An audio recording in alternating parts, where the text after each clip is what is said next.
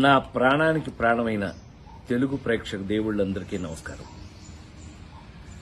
మొన్న Robin Hood pre release ఈవెంట్లో అనుకోకుండా డేవిడ్ వార్నర్ మీద నా నోట్లోంచి ఒక మాట దొర్లింది. అది కేవలం ఉద్దేశపూర్వకంగా చేసింది కాదు. అసలు నా ఉద్దేశం, నా గురించి మీకు తెలియదేముంది. ఆ ఫంక్షన్కి వచ్చే ముందు మేమందరం కలిసి ఉన్నాం.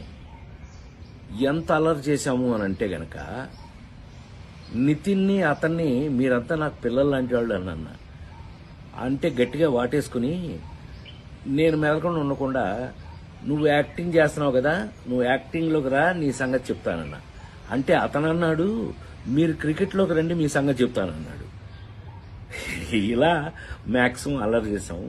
అల్లరి చేసి ఆ ఫంక్షన్కి వచ్చాము. ఏది ఏమైనా I love David Warner. I love his cricket.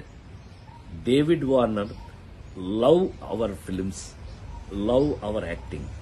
So మేము నాకు తెలిసి ఒకళ్ళకి ఒకళ్ళు బాగా క్లోజ్ అయిపోయాం. ఏది ఏమైనా ఈ జరిగిన సంఘటన మిమ్మల్ని ఏదైనా మనసు బాధ పెట్టినట్టయితే ఎవరినైనా తెలియకుండా, నేను నిజంగా ఉద్దేశపూర్వకంగా అన్నది కాదు కాబట్టి, అయినా కూడా ఐ ఫీల్ వెరీ సారీ. నేను మీ అందరికీ సారీ చెప్తున్నాను. అలాంటిది ఇంకెప్పుడు జరగకుండా చూసుకుందాం మనం. కానీ 28వ తారీఖున రాబిన్హుడ్ సినిమా మాత్రం తప్పకుండా చూడండి, మా అందరి కోసం.